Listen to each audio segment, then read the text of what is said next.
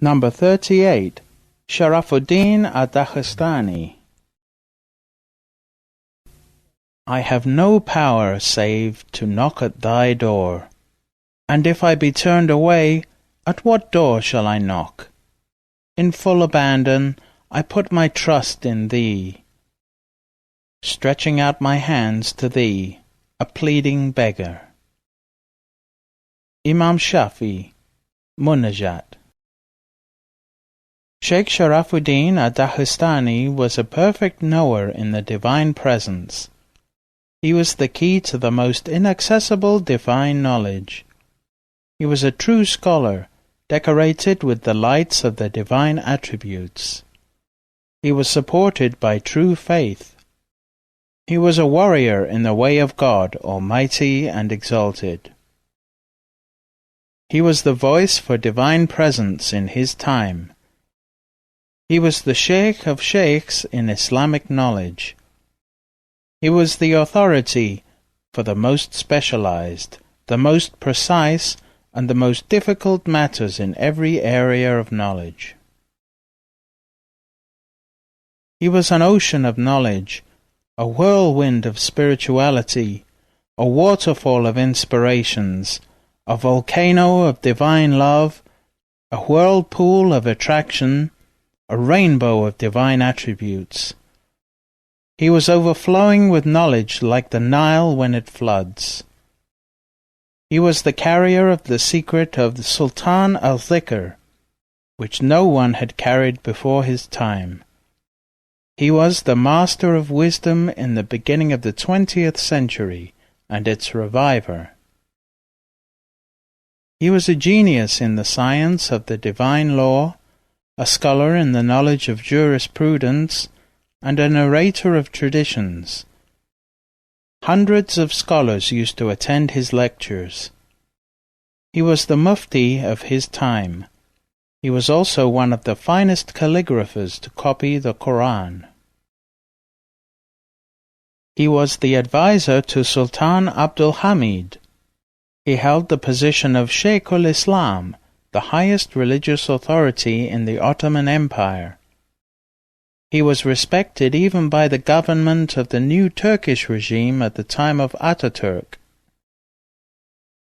Shaykh Sharafuddin and his Khalif, Shaykh Abdullah, were the only two sheikhs allowed to wear their turbans in the entire secular Turkish Republic established by Ataturk. Others were imprisoned for wearing the head covering of the Prophet. Practicing Islam in its outward forms was utterly banned. Shaykh Sharafuddin used to reach a stage of vision in which he would be dressed with the manifestation of divine majesty. At that time, no one could look into his eyes. If anyone did, he would faint or be powerfully attracted to him. For this reason, when he entered that state, he would cover his eyes with a veil. He was light-skinned, his eyes were blue, and his beard was black. In his old age his beard was very white, like cotton. He was born with open eyes and an open heart. He was a knower whose face shone like a diamond, and whose heart was transparent like a crystal. Sufism was his house, his nest, his heart. Islam was his body, his faith, his belief. Reality was his path, his way, and his destiny. The divine presence was his cave, his refuge. Spirituality was his vessel. He was the tongue of his people, the people of Daghestan.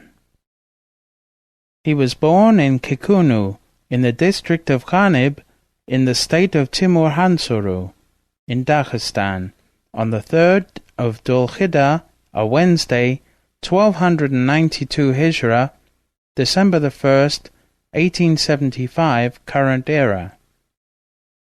Sheikh Abu Muhammad al-Madani was his uncle and father-in-law. He gave him the power of the 6 Sufi orders long before his own death. he bequeathed to him all his disciples while he was still living. Shaykh Abu Muhammad al-Madani used to accept the opinion of Shaykh Sharafuddin in all matters. He was born at a very difficult time, a time in which religion was banned and spirituality had all but disappeared. Nonetheless, his mother said, while I was giving birth, he was speaking, reciting, La ilaha illallah. Every time I nursed him, he used to say, Allah, Allah.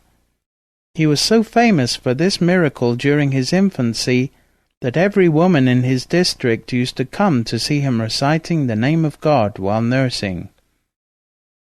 The index finger of his right hand was always extended in the position of the affirmation of the divine unity.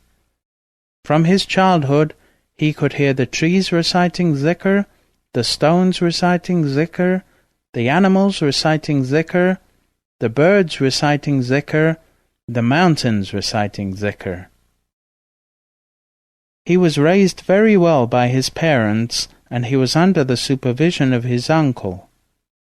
His supplication was always accepted. He was always in an inner state of seclusion. He started attending the gatherings of Abu Ahmad al-Sukhuri when he was 5 years old. He was very intelligent, and he was immediately able to grasp the Sufi teachings that Abu Ahmad al-Sukhuri delivered from the Divine Presence. At the age of 6 years, he told his mother, "Give me the newborn calf of that ox when it is born." She said, "If it is female, I will keep it, and if it is male, I will give it to you." He said, "Do not bother yourself, my mother, because that ox is going to give birth to a male." She said, "How do you know that?" He said, "I can see what is in her womb." An hour later, the ox gave birth to a male calf. He took the baby ox and sold it and bought a male and a female sheep, intending to bring them to Shaykh Abu Ahmad al-Sukhuri as a gift. On his way to the Shaykh, the 2 sheep escaped from him. He continued on to his Shaykh's home and sat next to him, feeling sadness in his heart because he had lost the sheep. The Shaykh asked him, "What's the matter?" He said, "I had 2 sheep I was bringing for you, but they escaped." A short time later, a shepherd appeared and said, "I found these 2 sheep among my lambs." They were the 2 sheep that had escaped from him. When he was young, he used to go with his friends to collect wood. He did not cut the wood from the trees like his friends, but would only collect dry wood from the ground. This made his father very upset with him. He went to Shaykh Abu Ahmad al-Sukhuri and complained that the boy was only collecting dry and useless wood. Shaykh Abu Ahmad al-Sukhuri told him, "Why do you not ask him why he does that?" The young Sharafuddin said, "How can I cut the green tree when it is reciting zikr of La ilaha illallah?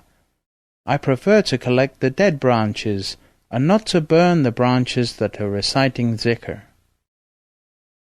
He left Daghestan as a result of the incessant incursions of the Russian military against the villages of his district. He moved with his family and his sister's family to Turkey. They walked overland for a period of 5 months through the worst of the winter season. They would walk during the night and hide during the day. They went first to Bursa, and then they moved to Yalova on the Marmara Sea, about 150 kilometers from Istanbul. There he established himself with his family and relatives in the village of Rashadia, where his uncle had recently settled, having carried the Naqshabandi order from Daghestan to Turkey. In Daghestan, he had been trained under Shaykh Abu Ahmad al-Sukhuri, who gave him the Naqshabandi order when he was very young.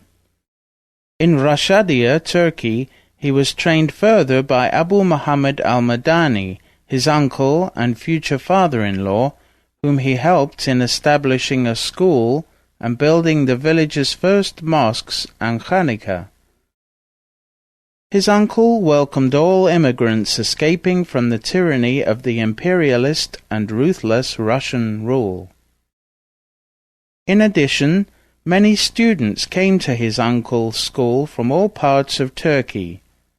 They quickly built new homes in Rashadia and the surrounding area between Bursa and Yalova. In addition to the Naqshabandi, his uncle connected him to the 5 other Sufi orders he was carrying: Qadri, Rafai, Shazali, Chishti, and Khalwati. He became a master in all 6 of these orders at the age of 27. He was highly respected in Rashadia, especially after he had married the daughter of Sheikh Muhammad al-Madani. He was known as a person of miraculous powers among his people. Stories of his wonders began to spread throughout Turkey. In addition, he was so renowned for his knowledge of the externals of religion that many great scholars came to hear him discourse. He had undergone several seclusions while in Daghestan, the longest for 3 years. He secluded himself in the mountains of Rashadia for up to 6 months on the order of Sheikh Abu Muhammad al-Madani. He was always in a state of seclusion in the crowd. One day, during a 6-month seclusion, as he was standing about to go into prostration, he found a large snake in his place of prostration, poised to bite him. He said to himself, "I do not fear anyone but God," and he placed his head down directly on the head of that snake. Immediately the snake disappeared. During that seclusion, many states of divine love appeared to him.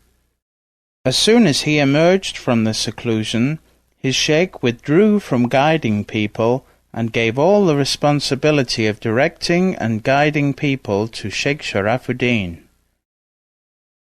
Sheikh Abu Muhammad used to sit in the company of his son-in-law as his disciple. He was the first sheikh to become a disciple of his disciple. Out of obedience to his sheikh's insistence that he sit in the highest chair, Sheikh Sharafuddin would then be the one to dispense the teachings of the golden chain, even in his sheikh's presence.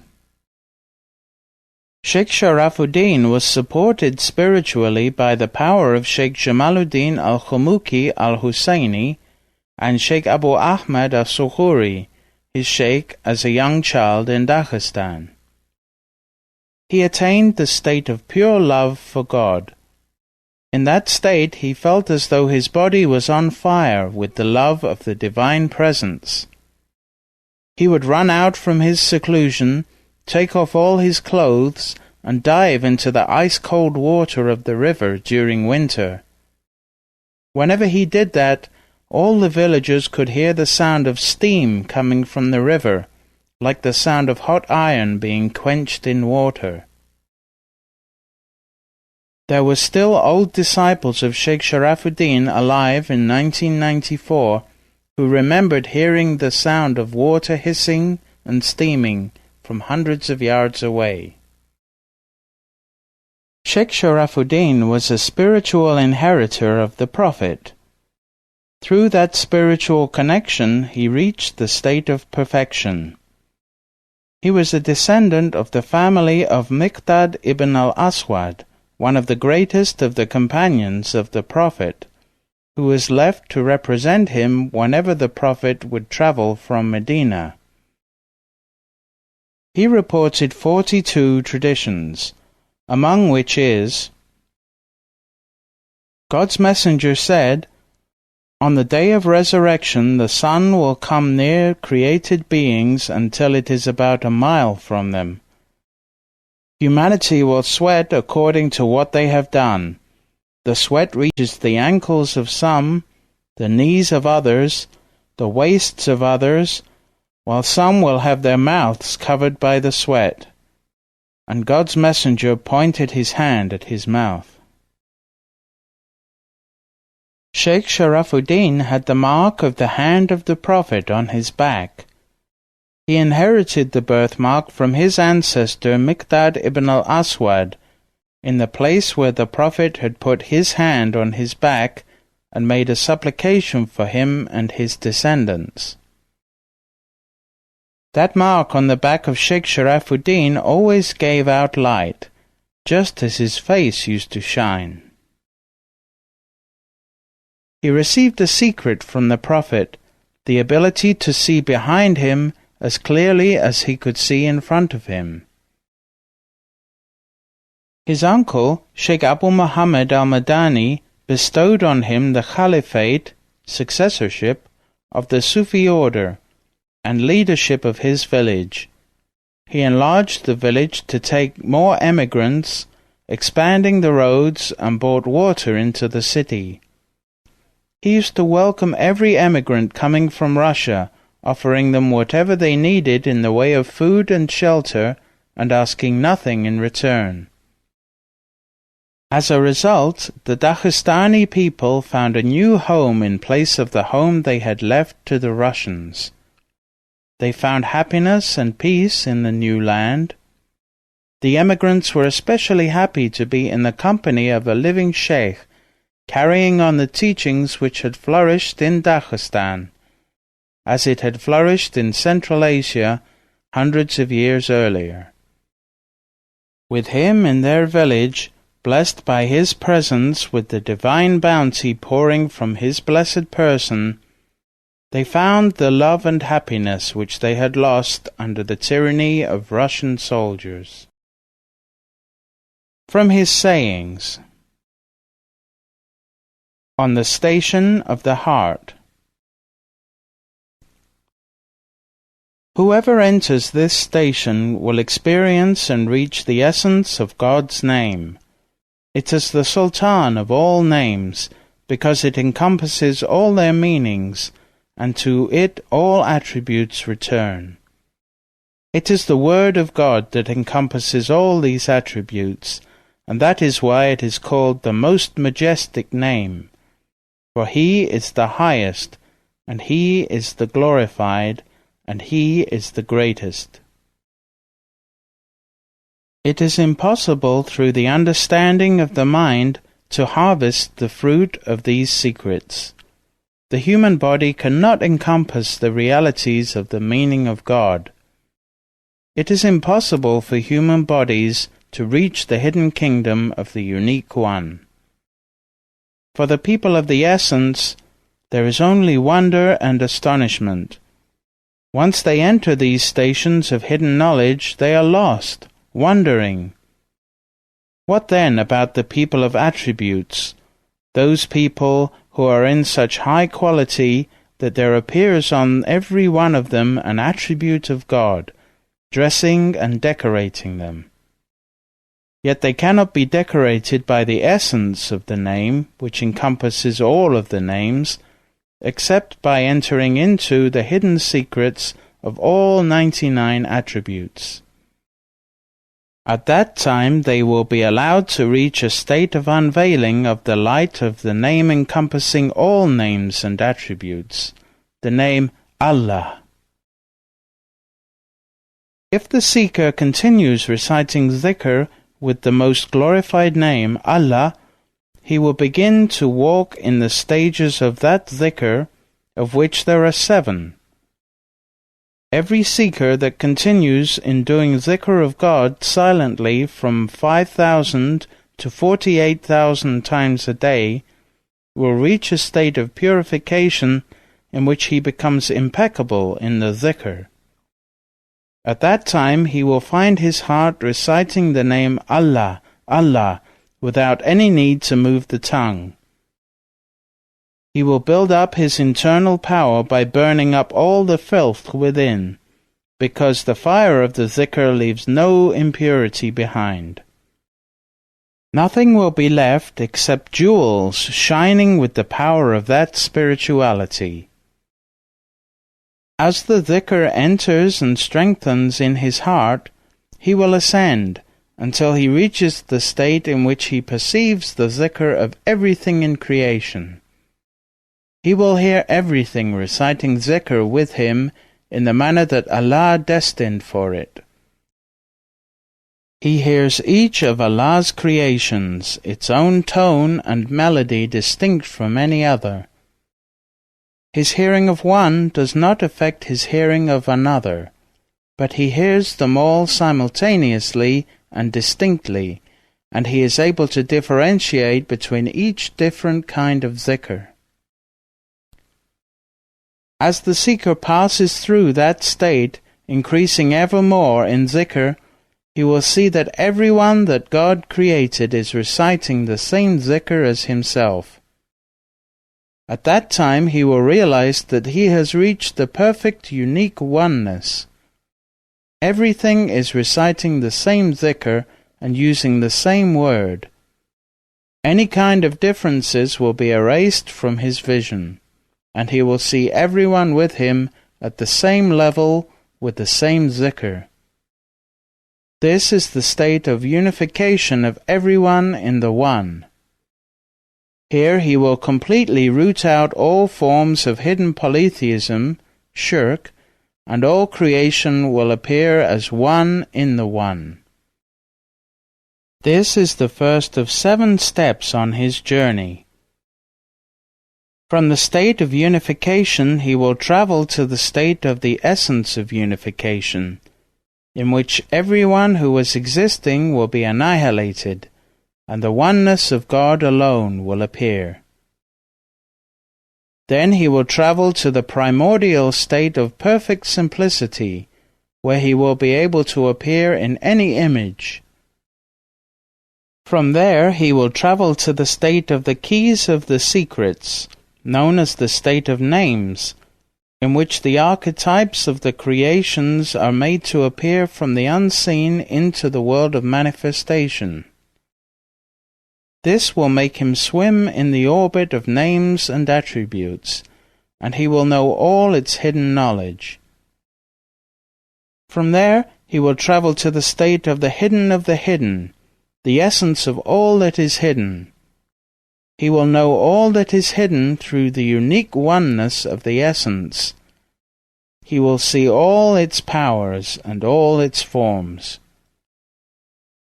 From there he travels to the state of the perfect realities of the essence of the names and actions. He will appear in them all, in their atoms and in their totality. He will be dressed with the most glorified name, and he will be glorified by being crowned with the state of greatness. Then he travels to the state of God's descent from his glorified state to the states of the worldly heaven. He arrives at that state, nearest the worldly station, beyond which the reciter of the dhikr has no state to reach through his recitation. Dawn comes to his inner self, and the Sun of Perfection appears through himself and in his body, as it had appeared through dhikr in his heart and in his spirit. As a result, when the Sun of Perfection appears in his body and his limbs, he will be in the state mentioned in the prophetic tradition. God will be the ears with which he hears, the eyes with which he sees, the tongue with which he talks, the hand with which he grasps, the feet with which he walks. Then he will find himself and declare to himself, I am helpless and abjectly weak, because at this time he understands the divine power. Whenever he was consulted, if he said, do whatever you like, that person would never succeed. But when he said, do this and do that, then that person would succeed. It was said about him that he never liked to mention anything which had passed. He never accepted any backbiting and would banish the backbiter from his gatherings. It was reported that whenever people sat in his association, love for the world would disappear from their hearts. He used to say, "Never sit without doing recitation or zikr, because death is following you." He said, "The happiest moment for a human being is when he dies, because when he dies, his sins die with him." He said, "Every seeker who does not accustom and train himself to fast during the day and wake for worship at night and serve his brothers will achieve no good in this way." Shah Naqshband's disclosure concerning Shaykh Sharafuddin. His successor, our Grand Shaykh, Shaykh Abdullah Daghestani, related the following during one of his gatherings. One time, during one of my seclusions, Shaykh Sharafuddin came to me and spoke to me about the greatness and specialties of Shah Naqshband. He praised him and told me how Shah Naqshband would intercede on the Day of Judgment. He said, if anyone should look in Shah Naqshband's eyes, he would see them rotating, the white on the black and the black on the white. He aimed to save his spiritual power for the Day of Judgment, and not to use it in this life. On the Day of Judgment, he will send light from his right eye, which will go out and circle back to his left eye, encircling in the process a vast number of people at the gathering. Whoever is embraced by that light will be saved from hell and will enter paradise. He will fill 4 paradises with that intercession. As he was describing that great event, I experienced a powerful vision, in which I witnessed the Judgment Day. I saw Shah Naqshband sending out the light of his vision, saving people. As I was observing that vision, I felt a great love for Shah Naqshband. I ran to him and kissed his hands. Then that vision finished, and my Shaykh left. I continued my seclusion of that day by reciting zikr and the Quran and praying. At night, after I had prayed the night prayer, a state of self-effacement came over me which put me in a state of vision. I saw Shah Naqshband enter the room. He said to me, "My son, come with me." Then my spirit left my body, and I saw my body motionless below me. I accompanied Shah Naqshband. We travelled through space and time, not by the power of looking and reaching the place looked at, but by using a power in which we would think about a place and we would reach it. For 3 nights and 4 days non-stop we continued this mode of travel.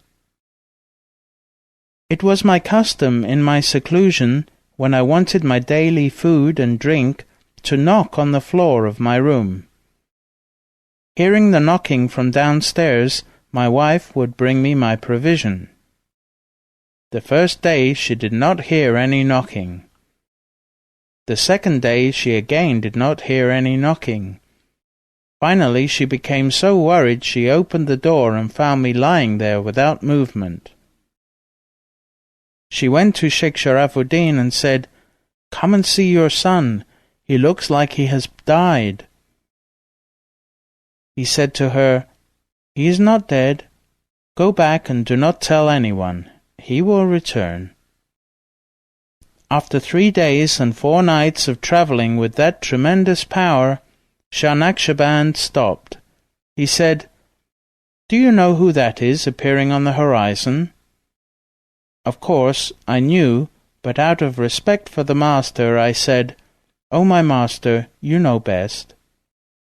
Then, as the person approached and came closer, he said, Now, do you recognize that person? I said, again out of respect, You know better, O my Shaykh, even though I saw it was my Shaykh. He said, That is your Shaykh, Shaykh Sharafuddin. He said, Do you know who that creature is behind him? Pointing to a huge creature bigger than the highest mountain on this earth, which he was pulling with a rope. Out of respect, I again said, You know best, O my Shaykh. He said, That is Satan, and your Shaykh is authorized as no other person was authorized before him. As every saint is authorized in a specialty, so is your Shaykh authorized. His specialty is that in every day and every night, on behalf of every person who has committed sins because of Satan's influence, your Shaykh is authorized to purify those people of all their sins, to cast these sins back on Satan, and to present all those people to the Prophet clean. Then, with his spiritual power, he elevates their hearts, preparing them for salvation, to be within the circle of light which I will spread on Judgment Day. I will fill 4 paradises by this means. This intercession is the specialty of Shaykh Sharafuddin. In addition, those who have been left out of these 4 paradises will enter Shaykh Sharafuddin's intercession by permission of the Prophet, who has been given this power by God Almighty. This is the tremendous authority Shaykh Sharafuddin has been given. As he is chaining the neck of Satan, he is limiting the influence of sins on this earth. Then he said, O my son, you are cultivating the love that is in your heart. Just like the water wheel that irrigates one field but cannot irrigate 2 fields, the love that you are growing for your Shaykh must be for your Shaykh. If you split it between 2 Shaykhs, it may be inadequate, just like the water wheel that is not able to adequately irrigate 2 fields. Do not give your heart freedom to go here and there. That love of yours will reach me through the golden chain and will continue to the Prophet. Don't split it in half between the 2 of us. What your Shaykh is doing for the community of Muhammad, for human beings, no one saint has ever been authorized to do before him. Then Shah Naqshband brought me back, again travelling in that powerful manner for 4 days and 3 nights. I came back to my body again. I felt my soul entering my body, and I watched it enter my body piece by piece, cell by cell. Then the vision ceased, and I knocked for my wife to bring food and tea to give my body energy.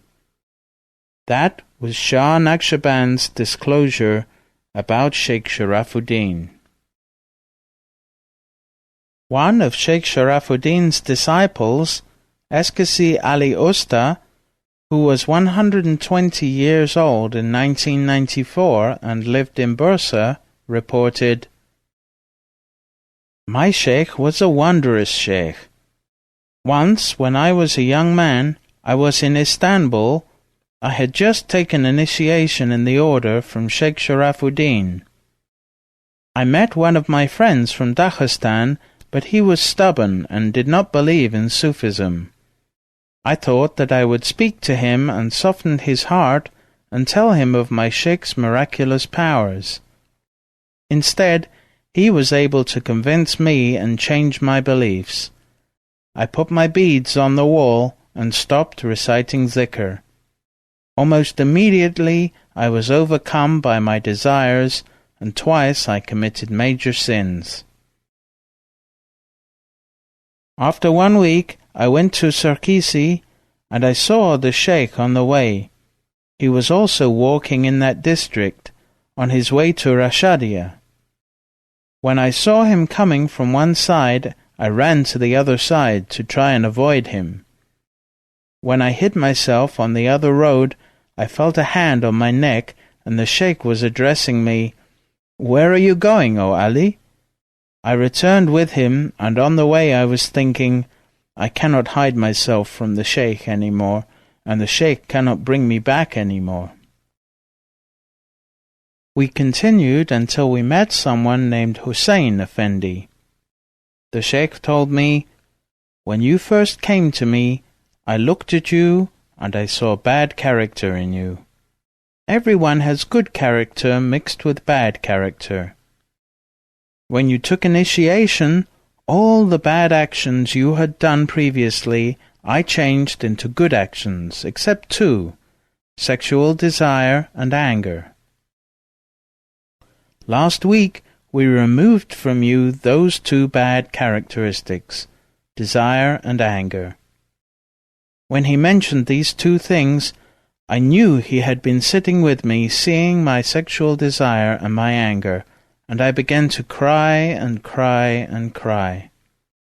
As I was crying, Shaykh Sharafuddin began speaking with that person, Hussein, in a language that I had never heard before, even though I was from Daghestan and I know all the languages of my area. Later I found out that Shaykh Sharafuddin was speaking in Syriac, a very rare language. After 2 hours of crying, he said, "Enough crying. God has forgiven you, and the Prophet has forgiven you." I said, "Oh, my Shaykh, have you really forgiven me? Has the Prophet forgiven me? Has God forgiven me? Have the open-eyed Shaykhs really forgiven me? I thought I was doing something all by myself, but now I have found that all of you are seeing me." He said, "O my son, we are servants at the door of the Prophet and at the door of God. Whatever we ask of them, they accept as we are in their presence and we are one." I said, "As a good gesture from my side, since I have been forgiven, what is the proper way to give thanks to God and to honor you and the Prophet? By celebrating the Prophet's birthday, or donating a lamb, or some other charity?" He said, "What we want from you is only this, that you keep constant in the dhikr of the Naqshabandi order." One of Eskisi Ali Usta's friends, who had migrated with him from Daghestan, had received a letter, while still in Daghestan, from Shaykh Sharafuddin, saying, "Leave Daghestan. There is no longer any spirituality there. It is no longer under divine protection because there is too much tyranny. Come here to Turkey and to Rashadia." That man had taken the letter of Shaykh Sharafuddin and put it aside, ignoring it, and thinking, "How can I leave all my property and all that I have here?"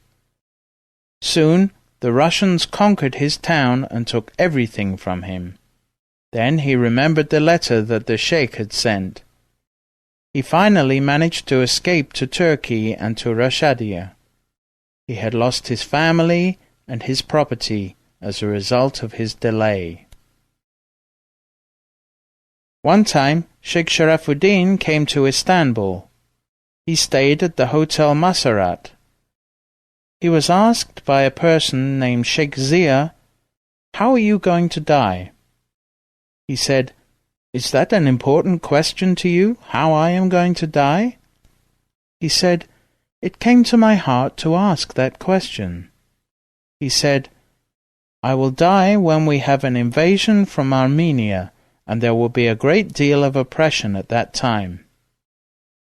Then Sheikh Zia that night made ablution and prayed 2 cycles and asked God, "O God, take away that difficulty from us, the invasion of the Armenians, and spare our beloved Shaykh." The next day Shaykh Sharafuddin said to him, "O Shaykh Zia, what have you been doing all night, praying? Your prayer has been accepted. That difficulty has been taken from me, but you will suffer instead of me and die as a martyr. 8 years after that incident in the hotel, the Armenians and the Greeks entered Rashadia. Zia Effendi was shot dead, and the prediction of Sheikh Sharafuddin came to pass. Yusuf Effendi, a man who in 1994 was about 100 years old, tells the following story. One time Sheikh Sharafuddin was jailed in Eskisehir, and I was his guard. In that jail was another great personality, the famous Shaykh Sayyid Nursi. Sheikh Sharafuddin was jailed along with his Khalif Sheikh Abdullah and other disciples, and Sayyid Nursi was jailed along with his disciples. When Sayyid Nursi became aware of Sheikh Sharafuddin's imprisonment in the same prison, he sent his disciples to ask him if he needed anything, and offered their help. Sheikh Sharafuddin replied, "Thank you, but we have nothing, and we are in need of nothing." The disciples of Sayyid Nursi kept coming to Sheikh Sharafuddin, asking him if he needed anything. He would always reply in the negative. One day, Sheikh Sharafuddin told the disciples of Sayyid Nursi to ask their Sheikh, "Why are we here?" The disciples of Sayyid Nursi went and asked him. He answered, "We are here to reach the station of Yusuf, the station of silent choice." After he asked that question, and Sheikh Sayyid Nursi gave his reply, that was the end of the discussion. This exchange made me very perplexed, and I began to ponder deeply. Then I asked the Shaykh, "What is the secret of your being here?" Finally, at my insistence, Sheikh Sharafuddin replied, "I was sent here to carry the secrets of many people, these people who have been jailed without cause. I am supporting these people. God sent me here because you are all gathered here, and it is difficult to gather you all. I am here to say farewell to you, because soon we are leaving this world. We are going to deliver to you your secrets. For us there is no jail. We are always in divine presence, and we are never affected by a jail. All of you, after a while, are going to leave, but you will meet again when an important person is going to pass away, and you will all meet together then." The disciples of Sayyid Nursi heard this, as well as the other prisoners and the jailers who were all listening intently. After about 3 months, he was released from the jail. He told Sheikh Abdullah, "I am going to pass away soon, because I spent too much of my power extracting the secrets of Surat al-An'am, Quran Surah 6. He wrote his will, assigning Sheikh Abdullah to be his successor on the throne of guidance. 3 days before he died, he called Sultan al-Awliya Mawlana Sheikh Abdullah al-Faiz Daghestani and some of his other disciples and said, "For 3 months I have been diving into the ocean of Surat al-An'am to bring out from one of its verses the names of all the saints of the Naqshabandi order, whose number is 7,007. Praise belongs to God. I was able to obtain their names with all their titles, and I have recorded them in my private notebook, which I am giving to my successor, Sheikh Abdullah. It contains the names of all the different groups of saints who are going to be present in the time of Mahdi." The next day he called his Khalif, Sheikh Abdullah Daghestani, and said, "O my son, this is my will. I am going to die in 2 days. On the order of the Prophet Muhammad, I am assigning you as my successor in the Naqshabandi order, together with the 5 other Sufi orders that I have received from my uncle. All the secrets that were given to me and all the powers that were bestowed upon me from my predecessors in the Naqshabandi order and the other 5 Sufi orders, I am bestowing on you. All the disciples to whom you give initiation in the Naqshbandi order are also going to be initiated in the other 5 orders and to receive their secrets as well. Soon there will be an opening for you to leave Turkey and to move to Damascus. Watch for it and seize that opportunity. Sheikh Abdullah said, "He gave me that will, and I tried to hide it as I wished to hide myself." He died on the 27th of Jumad al-Awwal, a Sunday, 1355 Hijrah, 1936 current era, in Rashadia. He was buried in the cemetery in Rashadia on the top of a hill. Until today his mosque and zawiya are still open. Many people go there to visit and obtain his blessings.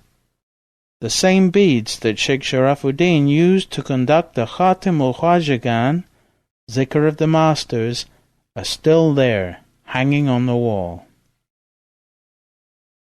Our Grand Sheikh, Sheikh Abdullah, the Khalif and successor of Shaykh Sharafuddin, said, "When the news of his death was made known, everyone came to his house to receive his blessings. Even Ataturk, the president of the new Republic of Turkey, sent a delegation out of respect. We washed his body. When we laid him down to wash him, he moved his hands towards his thigh to cup the water that poured off him.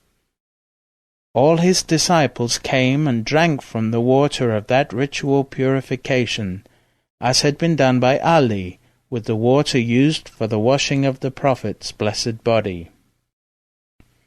When every disciple had passed to drink, he moved his hand back to its original place. That was a miracle from his ocean of miracles, and that happened after his death.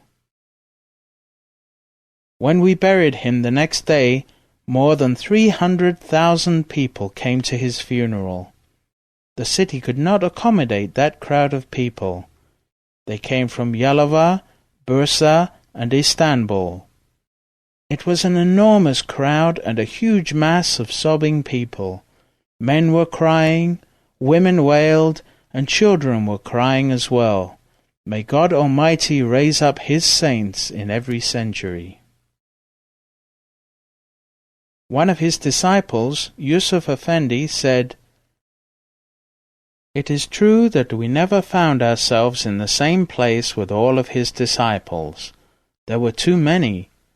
But at the time of his death, all the cities of Bursa, Adapazar, Yalova, Istanbul, Eskizehir, Orhangazi, Izmir, heard about his passing, and all of the citizens of these towns gathered to recite the funeral prayer for him." Shaykh Sharafuddin has written many books, but they were all lost during the Balkan War. Nevertheless, many manuscripts remain with his family containing the secrets of the Naqshbandi order. The disciples go to them to read these books.